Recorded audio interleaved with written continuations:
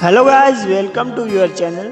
दोस्तों, मैं आज आपको सुनाऊंगा 3 ठग और एक ब्राह्मण की कहानी। एक बार एक ब्राह्मण किसी धनी यजमान के यहाँ यज्ञ करवाने गया। यज्ञ समाप्त होने के बाद यजमान ने ब्राह्मण को दक्षिणा में एक मेमना दिया। मेमने को लेकर ब्राह्मण खुशी खुशी अपने गांव की ओर लौट रहा था। वह उस मेमने को पीठ पर लाद कर चला जा रहा था। जब वो एक सुनसान रास्ते से गुजर रहा था, तभी 3 ठगों की निगाह उस पर पड़ी। वो ठग किसी तरह उस ब्राह्मण से वो मेमना हथियाना चाहते थे। उन ठगों ने उस ब्राह्मण से मेमने को हथियाने की योजना बनाई। जब ब्राह्मण कुछ देर चला, एक ठग उसका रास्ता रोककर बोला, हे ब्राह्मण देवता, आप इस कुत्ते को लाद कर क्यों घूम रहे हैं? एक ब्राह्मण को इस तरह कुत्ते को ढोना शोभा नहीं देता। ये तो ब्राह्मण के लिए पाप होता है। ब्राह्मण क्रोधित हो गया और उस ठग से कहा कि अपने काम से काम रखे।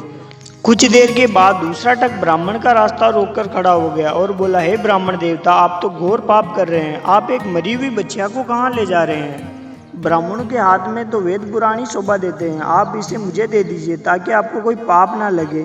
ब्राह्मण ने फिर से वही जवाब दिया और ठग से कहा कि अपने काम से काम रखे। फिर कुछ देर बाद तीसरा ठग ब्राह्मण का रास्ता रोककर बोला, मैंने अपनी पूरी जिंदगी में कभी भी किसी ब्राह्मण को एक गधे को उठाए हुए नहीं देखा है।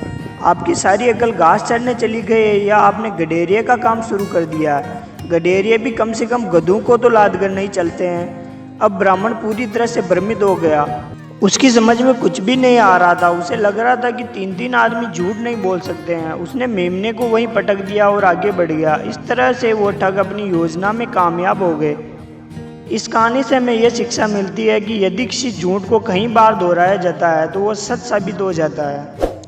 दोस्तों, अगर आपको ये वीडियो पसंद आया तो वीडियो को लाइक कर दीजिएगा। अगर आपने चैनल को सब्सक्राइब नहीं किया तो प्लीज़ सब्सक्राइब कर दीजिएगा। Thank you.